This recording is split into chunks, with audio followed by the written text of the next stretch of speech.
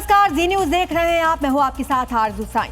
बंगाल की जनता ने एक बार नहीं तीन बार ममता दीदी को सत्ता का ताज पहनाया, इस उम्मीद से कि दीदी माँ माटी मानुष वाले अपने कमिटमेंट के साथ काम करेंगे। लेकिन सत्ता में रहते ना केवल दीदी इस बात को भूल गई, बल्कि भाईपो यानी कि उनके भतीजे अभिषेक बनर्जी भी भूल गए कि सत्ता परमानेंट नहीं होती। इसका खामियाजा आज अभिषेक बनर्जी को भुगतना पड़ गया। उन्हें पब्लिक के गुस्से का सामना करना पड़ा, उन पर अंडे तक फेंके गए, लात घुसे मारे गए। बड़ी मुश्किल से अभिषेक हेलमेट पहनकर किसी तरह जान बचाकर भागे हैं। लेकिन टीएमसी हमले के पीछे अब बीजेपी का हाथ बता रही है।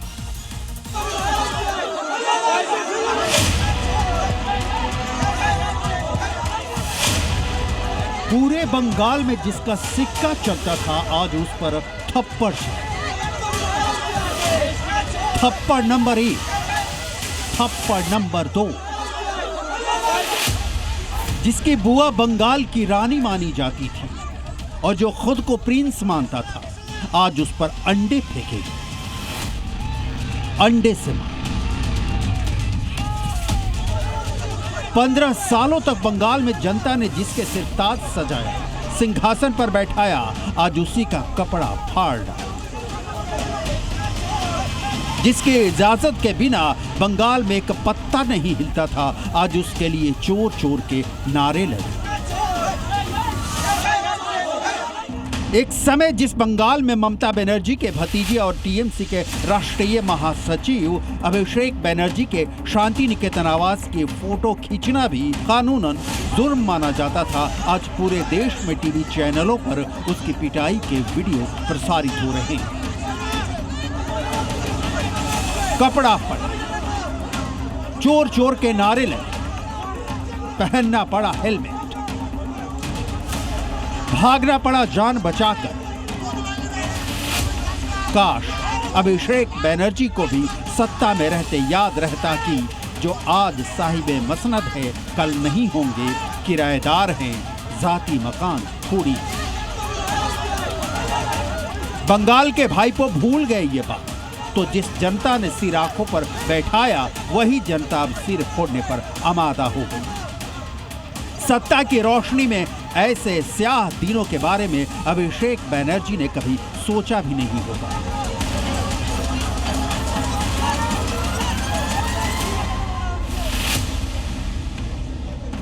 सोनारपुर के चुनाव के बाद हिंसा में मारे गए टीएमसी कार्यकर्ता के परिवार के प्रति सहानुभूति की लहर बटोरने पहुंचे थे अभिषेक बनर्जी, लेकिन गांव वालों का गुस्सा इस कदर फूटा कि अपनी ही जान पर बनाई।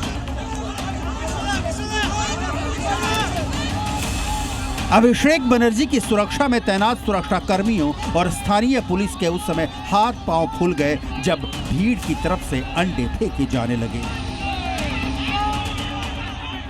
लात घूंसे चलने लगे। अभिषेक बनर्जी को सुरक्षित घेरे से बाहर निकालने और उनके सिर को चोट से बचाने के लिए सुरक्षा कर्मियों ने आनन फानन में उन्हें हेलमेट पहनाया।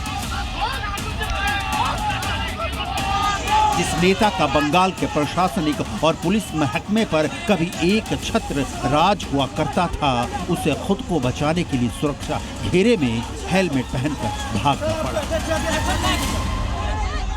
हालात इतने बदतर हो गए कि गांव में सीआरपीएफ उतारनी पड़ी। ये जनाक्रोश था जो अचानक फूट पड़ा। टीएमसी के दौर की मुसीबतों का प्रतिकार शायद गांव वालों को अभिषेक बनर्जी की बेइज्जती करने में दिखा।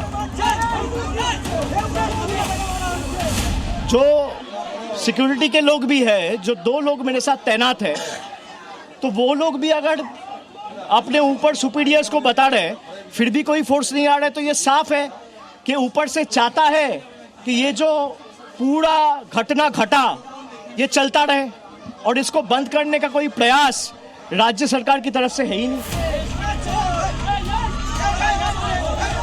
पत्थर मारा गया, ईंट मारा गया। उस दिन अगर जेपी नड्डा जी हमारे राष्ट्रीय अध्यक्ष जी थे, उनके बुलेट प्रूफ कार अगर नहीं होता तो उनका सिर का ये हिस्सा पूरा खून से लहूलुहान हो जाता। तो इस तरीके की भयंकर घटनाएं उस समय घटी है। लेकिन फिर भी जनता से अपील है कि कुत्ते अगर हमें काटे, हम तो काटते नहीं ना, तो इसलिए शांति बनाए। हिंसा किसी भी रूप में स्वीकार नहीं। कानून हाथ में लेने की किसी को इजाजत नहीं, लेकिन जो कानून बनाने वाले हैं वो सत्ता में रहते जब ये भूल जाते हैं, पब्लिक सड़क पर आ जाती है। सोनारपुर में बरसों का जमा गुस्सा आज फूट पड़ा। अभिषेक बनर्जी के कपड़े फाड़े, थप्पड़ मारे, अंडे फेंके। Bureau report, CV.